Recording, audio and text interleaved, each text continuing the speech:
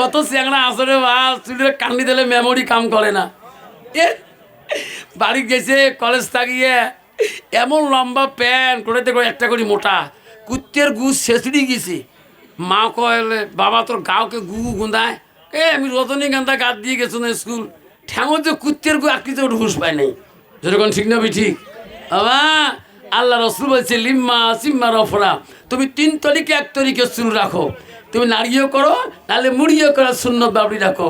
বর্তমান যুগের ছেলেরা না মুড়িয়ে না বাবরি না সুন্নত বাবরি, আল্লাহ গোটায় মাইও যেরকম ঠিক না ঠিক বাবা।